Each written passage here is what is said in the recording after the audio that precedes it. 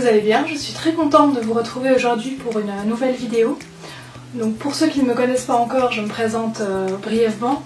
Moi c'est Aurélia, je suis actuellement en train de suivre une formation de comportementaliste et éducateur équin avec Catherine Sen. Ça fait un peu plus de 10 ans que je travaille avec les chevaux. Tout a commencé avec Domino qui m'a vraiment tout appris. C'est une jument avec laquelle je suis partie de zéro en travail à pied, en travail en liberté.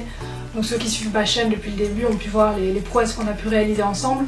Et c'est vraiment grâce à elle que j'en suis là aujourd'hui et que j'ai envie de partager tout ce qu'elle m'a appris et d'aller encore plus loin et d'aider le plus de chevaux possible. À côté de ça, je suis intervenue auprès de différents chevaux à problème, dans mes connaissances, par le bouche à oreille, etc. Et c'est vrai que j'avais toujours des résultats assez bons. À côté de ça, comme vous le savez, j'ai 2 chevaux pour le moment, donc Caresse, trotteur de 10 ans que j'ai redébourré, et Aventos, un pur race espagnol de 20 ans qui est un très grand émotif. Là aussi, beaucoup de travail à faire avec lui sur les émotions, sur le calme, etc. Donc 2 chevaux très différents qui m'apprennent énormément. J'ai suivi pas mal de cours avec différents éthologues, différents comportementalistes, voilà, mais ça ne m'a jamais vraiment plu.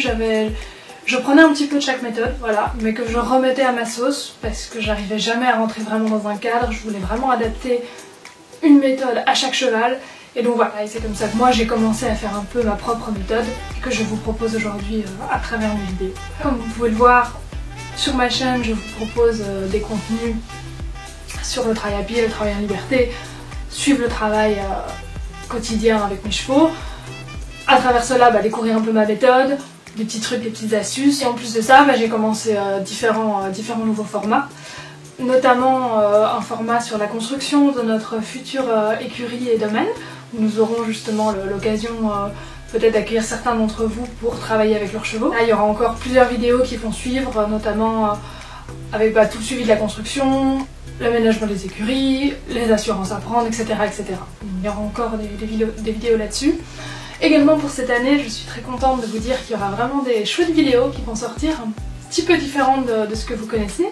Notamment, sans en dire trop, on aura deux vidéos avec des intervenants externes, une vidéo avec une personne qui fait du shiatsu. Donc ça, je pense que ce sera vraiment très intéressant de faire le lien avec ma façon de travailler à pied en liberté. Et un autre intervenant pour parler de tout ce qui est plantes toxiques, parcelage, aménagement des prairies. Et donc ça, ce sera évidemment dans le cadre des vidéos suivi construction de nos écuries. Et aujourd'hui, si je suis là de nouveau devant vous, c'est pour proposer encore une nouvelle petite série de vidéos pour vous apporter encore une aide un peu différente. Parce qu'à travers les vidéos, c'est vrai que voilà, je montre vraiment le travail, mais j'ai pas vraiment le temps d'aborder des thématiques un peu plus globales sur des problèmes de comportement, etc. Et je me dis que des fois, les explications que je donne ne sont peut-être pas assez explicites. Donc je me dis là, c'est l'occasion de faire des vidéos sur un problème de comportement donné. Avant tout, on analyse ce problème de comportement, d'où il vient, quelles sont les causes, etc. Et ensuite d'apporter des pistes de réflexion. Alors, en sachant que c'est souvent très vaste, donc il n'y a pas une solution, ça dépend de chaque cheval, etc. Mais déjà de vous apporter des pistes, des conseils, et après évidemment, si vous avez des questions, de venir en commentaire. Et voilà, le but c'est que ce soit quelque chose d'interactif.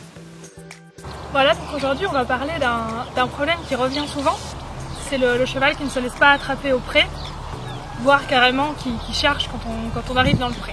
Donc ce qu'on voit souvent, ce qui se passe, c'est que les gens ont comme réaction soit de chasser le cheval, de le faire bouger, justement remontrer que ce sont eux qui sont les leaders et pas le cheval. Donc on fait bouger le cheval, on le fait courir jusqu'à qu'il cède, ou alors on le coince dans un coin pour l'attraper plus facilement. Voilà, donc la question aujourd'hui c'est, est-ce que ce problème de cheval qui ne se laisse pas attraper est un problème de peur ou vraiment un problème de leadership de l'humain? Donc moi je pense qu'il faut revenir aux fondamentaux. Le cheval est une proie, donc tout simplement cette réaction c'est bien en effet une peur, même un cheval qui a très peur. C'est-à-dire un cheval qui a des mauvais souvenirs avec l'humain, une mémoire négative avec l'humain, c'est une fuite, c'est une défense, et si le pré est même un peu petit, qui se sont coincés par les clôtures, pour lui il y a danger de mort, donc du coup il attaque. Donc on commence à comprendre qu'un cheval qui fuit comme ça, si justement on se met à le chasser dans la prairie, on le pousse encore plus dans la fuite. Si on le coince, pareil, on renforce sa peur, on se comporte comme un prédateur et on fait pire que mieux. Pareil, ce qui peut se passer aussi dans ces cas-là, c'est un apprentissage involontaire.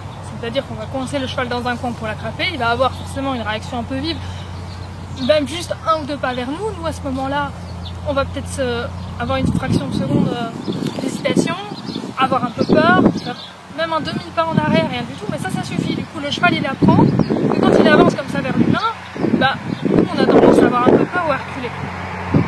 Et donc du coup, bah, il va le faire encore plus. Et donc, ce qui donne après un cheval qui charge dès qu'on arrive en pré. Moi voilà ce que je propose comme piste, comme solution, je le développerai en 2 volets.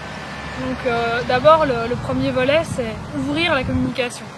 Donc ce qui va se passer quand on va entrer dans le pré en fait, on va être complètement calme, complètement serein.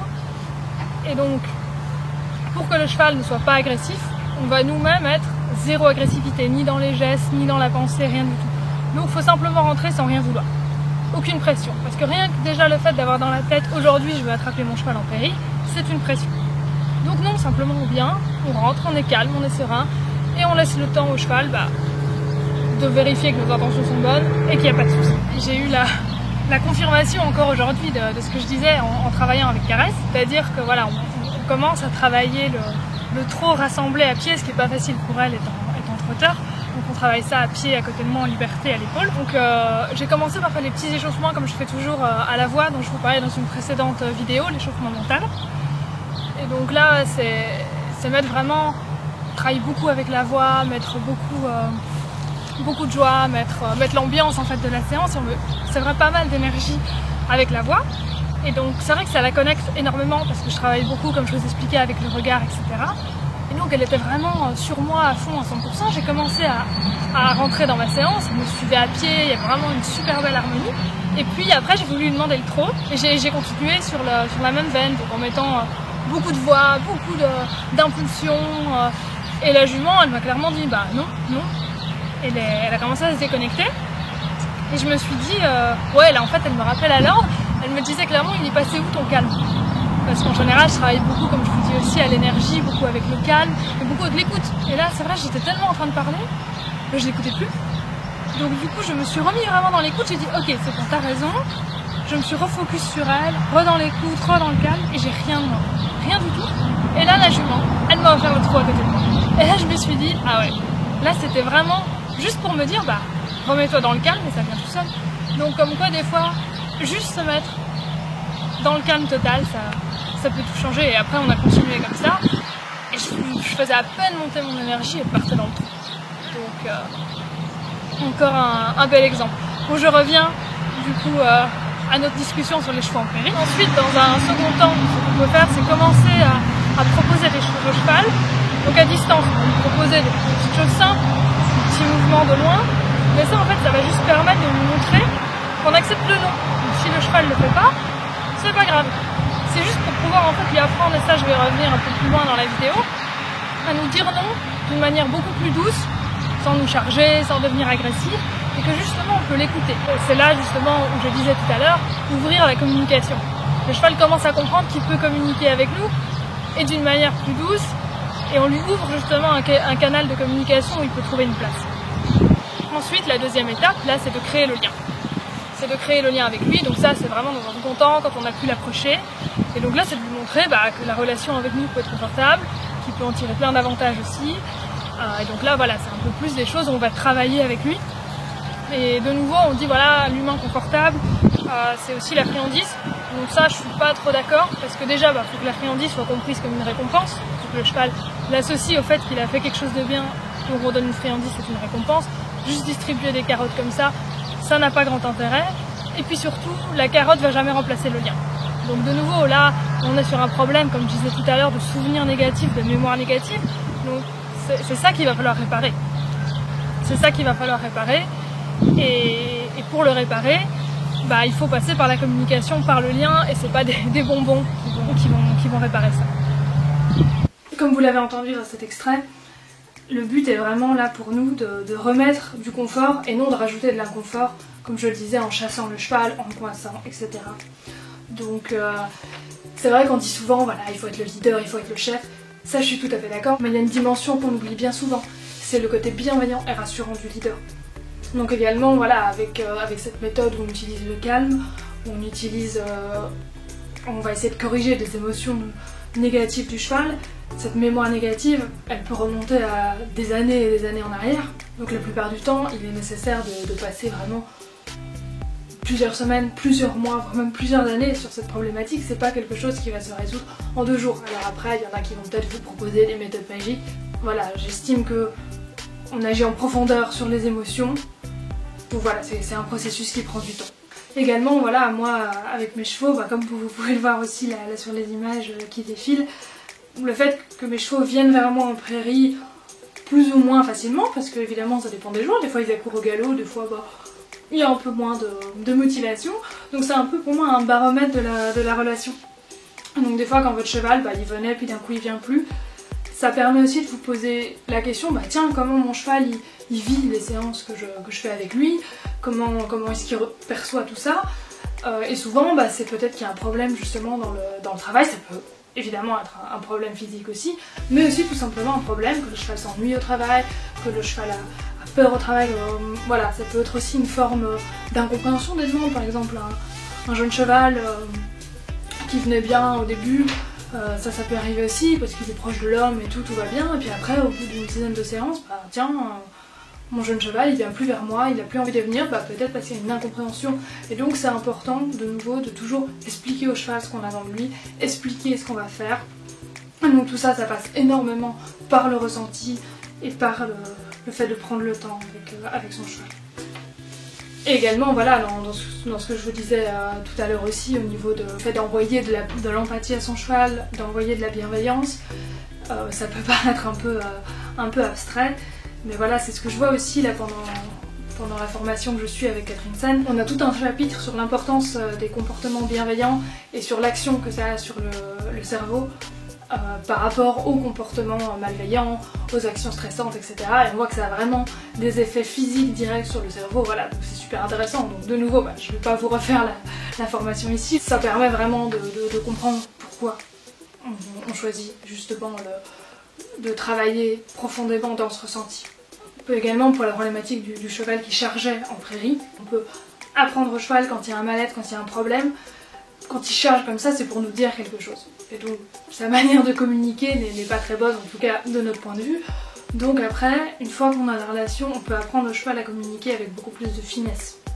Et donc à nous dire les choses, les douleurs, les problèmes psychologiques, d'une manière beaucoup plus apaisée et beaucoup plus discrète. Et ça, c'est à nous aussi de lui faire comprendre qu'on lit ces messages, si infimes soient-ils, et du coup ça apaise beaucoup les chevaux. Et c'est la première chose que j'ai d'ailleurs travaillé avec Caresse, qui avait des réactions très très violentes, qui ne supportait pas les breuves, qui ne supportait pas la selle, qui n'aimait pas le ponçage, et qui avait vraiment des réactions de peur assez violentes. Et voilà, maintenant elle commence à comprendre qu'elle peut s'exprimer de manière beaucoup plus fine et qu'elle est écoutée. Et donc du coup, voilà, ça nous permet d'instaurer un mode de communication où l'écoute est au centre de tout. On en revient toujours à ça en fait. Le plus important pratiquement dans la relation avec le cheval, c'est vraiment le savoir-être. Après, la technique peut apporter beaucoup de choses, mais si on a le calme, si on a l'empathie, si on a la bienveillance, qu'on est au clair avec nous-mêmes, au clair avec le cheval, voilà, on a déjà gagné la plus grosse partie du boulot. J'espère que cette vidéo vous a plu et qu'elle vous a apporté des choses. Ici on est parti sur un thème assez simple, une question où vous aviez peut-être, la plupart d'entre vous, les réponses. Mais voilà, c'était pour lancer la discussion avec vous.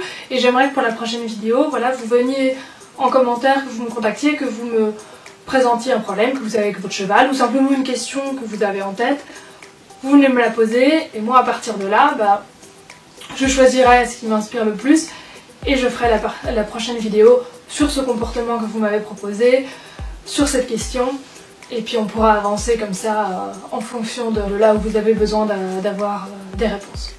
Voilà, je vous laisse là-dessus, je vous laisse revenir en commentaire, et surtout, abonnez-vous!